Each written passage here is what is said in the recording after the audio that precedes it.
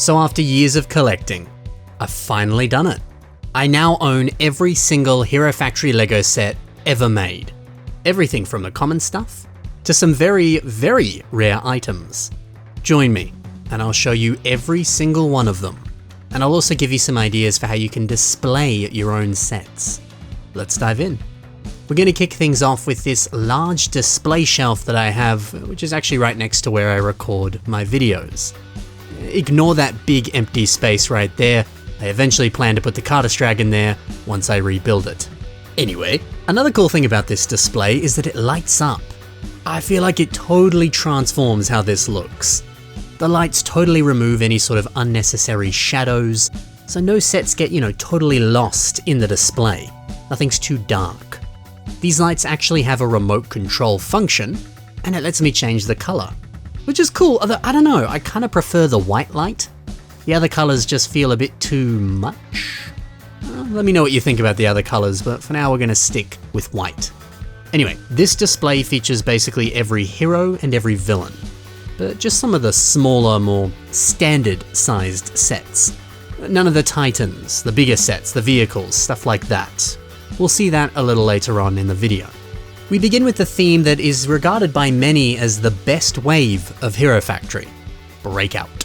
We have the legendary Surge with his fancy blue lightning weapon. I love that they recolored that piece. They didn't have to, but they did it for us. I think what really sets this theme apart from the others is that every character feels so unique. Many of the other waves featured these sort of set frames or like kind of standard styles that each character had to kind of fit into. Yes, each character was recolored and they had a few things that made them stand out or made them unique, but that didn't really happen here. Everyone felt so individual, and I like that. And the villains, I think they got a very similar treatment. Chaotic, wacky, weird, and a little wild. There's even some rather dark ones as well, like the legendary Core Hunter. With frickin' night vision goggles and an all-black color scheme with the tiniest hints of red, bro is sinister. Such a good set. You might have noticed these tiered stands and the lights just underneath them. I'll highlight what kind of brands these are, where you can get them, so that if you want to do something similar yourself, you can. But we'll get to that a little later in the video, so stay tuned. After the Breakout shelf, we move up to a horde of villains. Now these span across pretty much every wave of Hero Factory. To our left, we have the original villains, as well as, of course, Vapor up the back. I feel like it's easy to forget about him, and that's because he came in a slightly different, more expensive set. It was a different format to some of the other villains in his team. But man, just look at all these bright colors. So pretty. Next door, the Brain Attack Baddies. Creatures that were infected by these mind control brain slugs. Getting these strange rubber pieces was an interesting move for LEGO. It's just the kind of pieces that I don't think LEGO would make today. That's what I like about looking back on these old sets. It feels weird to call these sets old, although that was 13 years ago, so I guess that is technically old. But anyway, it's nice to look back and see the wacky stuff that LEGO was doing all that time ago. It's a lovely little time capsule. Up next, the Fire Villains. I'm always surprised that we only got 3 Fire Villain sets, not including Firelord, the leader. These guys have always been so iconic to me. It's just weird that there's so few of them. Small numbers, yes, but they left a big impact. The last villains on this shelf are the ones from Savage Planet. Again, only 3 of them, but we do also have Scorpio, which we'll see later on in the video. Now these display stands do make it a little bit harder to showcase some of the 4-legged characters. I kind of designed these to accommodate humanoid characters on 2 legs. But I managed to make this work. I like how it looks. Now that takes us to a very important point. While I explain it, let me show you the next shelf, which features a lot of the heroes. We begin with more Savage Planet stuff. The heroes that sport wonderful animal-themed masks. Anyway, what I was going to say before. Well, I'm sure you're wondering why I don't just display all of the characters from every individual theme all on the one shelf. Why split them up? Why neglect to include some of the larger sets, the vehicles, the titans? The Savage Planet titans would look great alongside the Savage Planet sets. Why not put them together? Well, One thing about collecting an entire wave of sets is that they come in all shapes and sizes. And if you really want to maximize your shelf space, putting them all together is almost impossible. I've created this tiered system so that characters can actually be seen. If they were standing right behind one another, you wouldn't be able to see them. And then if I also have to pile in smaller sets, bigger sets, awkwardly shaped vehicles and animals, they just wouldn't fit. And you'd get characters that get drowned out by another one standing in front of it. So my advice is, if you're looking to display sets like this, don't display by group, display by size. That way you're actually going to be able to see everything, and you won't waste space. Because you're going to waste space if you try to accommodate and cram in the larger and the smaller sets. There's so many sizes, it's just going to be a big headache. You'll see some examples of that a little bit later on in the video. Anyway, we're almost at the end of this hero shelf. I want to finish up with the original heroes, including my favorite Hero Factory set, Mark Surge. I love that boy. Oh, but you can't forget, we also have both versions of Bulk. The standard set, and the one that came with Vapor, who we were talking about before. This version includes a couple extra pieces and 2 cannons, one for each arm. The next shelf takes us to the very different but still very cool Invasion from Below. But before we take a look at this, I promised to tell you the brands for some of these display stands and the lights. Let's check that out. So here they are up close. I have a few different variants of these acrylic stands. Some of them have steps, some of them are just one big thing. It varies depending on what I want to put on top of them. But I got all of these from a place called Daiso. It's a Japanese store, but we actually have some of them here in Australia. They're incredibly cheap, super affordable, but of course you might not have one of these Daiso stores near you. But I've seen very similar acrylic stands on Amazon, eBay, so many places on the internet. They're thankfully very affordable and there's a ton out there. So shop around, you might be able to find something similar and for a good price. As for these lights, they come from a company called Lightworks. I got these at Bunnings Warehouse in Australia.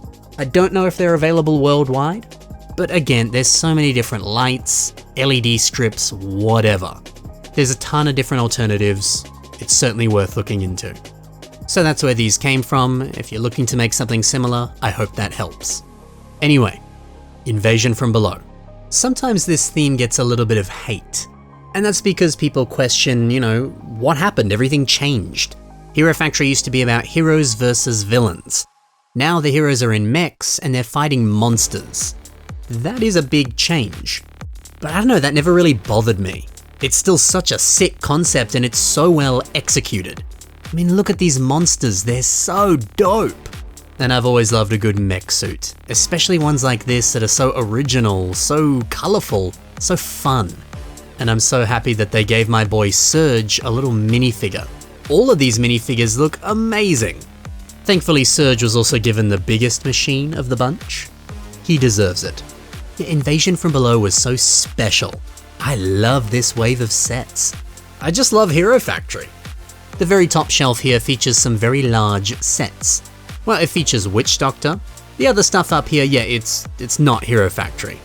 I just put this here simply because it's big. They just fit the space well, so it looks good. Oh, there's also these 2 Invasion from Below poly bags. Unfortunately, they don't really fit on the shelf below, so they go here.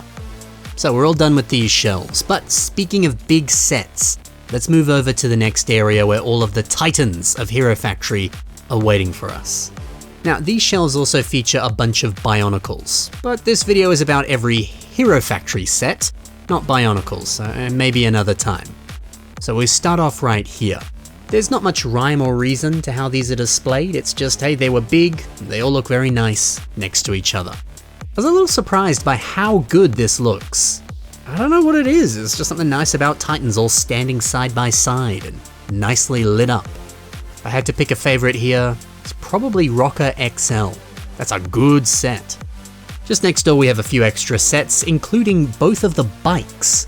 One of them came out in 2010, the other in 2012. A couple of years difference, but there are a surprising amount of similarities between the shapes and the designs. We got Dragon Bolt right here in the middle. I love that set. And looking at his exclusive brain slug on his face, it reminds me that I'm missing one set. Let me put it in.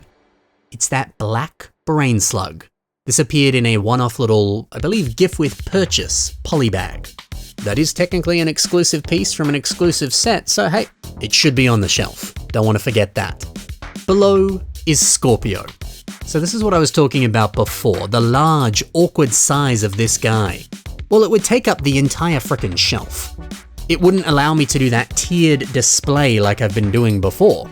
Nothing could go behind this, nothing could go in front of this. It wouldn't really work. So instead, he goes down here, which honestly is fine. It means I get to really look at this set up close and personal, and it's a dang good set, so I'm happy to do that. The opposite side is a similar story, the dropship. It is far too large to even fit on this shelf, so it just goes down here. Occasionally, I do put it all the way up the top of this shelf, where I've got some of the other Bionicle ships. It can be a little harder to see all the details when it's all the way up there, so occasionally I'll move it down here to get a better look. And with that, that's every single Hero Factory set. Although, there's one more. It's in a separate display because it's extra special. I have some of these glass display cabinets where I put very rare LEGO stuff, like old wooden LEGO sets. And here, you'll see heroes from the Hero Recon team. One is a very standard set, the other one features a very, very rare piece. Remember that the Hero Recon team was an online service where you could custom make your own hero and have it sent to you. You could order an exclusive piece, this marbled Hero Factory torso, and it only came through this service. It is the rarest Hero Factory piece. It costs about $600, sometimes more. So it's definitely the crown jewel of my collection, and it's so cool that I finally own that piece. And that is every single Hero Factory set ever made. Some of you keen-eyed viewers might say, well, Ben, there's a couple more. We have some of these little accessory packs, but these are just kind of random pieces. And technically, I do own those pieces. They're just in my part bins. So I don't know, these don't really feel like they count. I'm trying to really focus more on the actual characters than pieces, you know? You could also make an argument that I don't have some of those combo sets. But again, those combo sets are just a package. Inside it are the sets that I own. So I don't think those really count either. The only exclusive thing here is the packaging itself, and I'm not really collecting the packaging, I'm just interested in the toy. So if I ever do a sealed collection of these sets, then yes, I would need these. But that's not what I'm doing. I also don't want to do that because that would be so expensive. But yeah, other than these, technically that's every LEGO set from Hero Factory. How cool is that? It only took me, I don't know, 16 years of collecting to finally get here. And it certainly helps that I bought a lot of these sets for retail prices when they debuted on store shelves. Anyway, I hope you enjoyed this, and I hope it gave you some inspiration for how you can display your sets. Thanks for watching, happy building, and bye for now.